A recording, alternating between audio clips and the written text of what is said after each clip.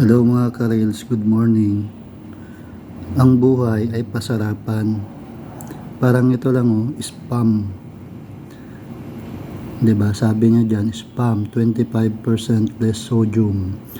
Ganyan din sa mundo ng pag-reels. Pasarapan din.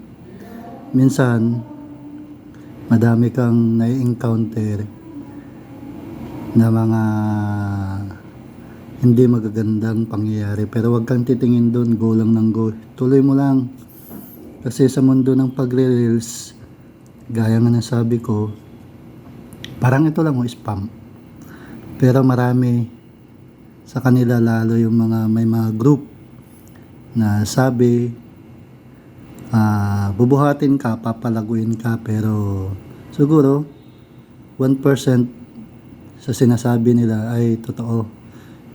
Yung mga iba, zero pa nga eh. Sabi, magbibigay ng star, wala naman. 'Di ba?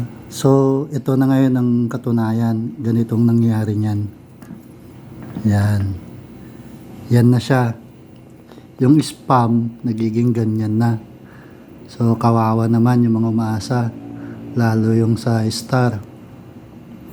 Mas maganda pa sana kung sabing katulad sa panliligaw na susungkitin yung between. Parang ganun lang din eh. Napaka-imposible na masungkit mo yung between.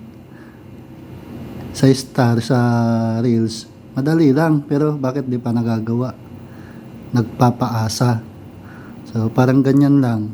Yung less sodium na yan na 25%, eto na, gagawin natin. Lagay natin yan. Lagay natin. Yan. So 25% less asa. Kaya wag ka masyadong umasa. Ang gawin mo, magsumikap ka. Kahit nare-restrict, sige, go lang ng go. Minsan kapapalo natin, may 6 days, 14 days. Ako naranasan ko 15 days. Restricted, kapapalo, follow back sa mga nagpa-follow. Kasi nakakahiya din kasi na nag-follow sila sa'yo pero di ka nagpa-follow back. Minsan nandun mindset na ng ibang nagre-reels yan na gusto sila lang fina-follow pero di ka nila ipa-follow. Nasa sa inyo na yun mga kapatid kung anong gagawin nyo dun, kung i-unfollow nyo no.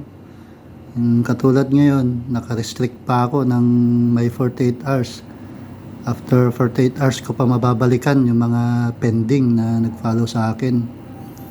Kaya sorry sa mga pending, pero babalikan ko kayo pagkatapos ng restriction. Thank you.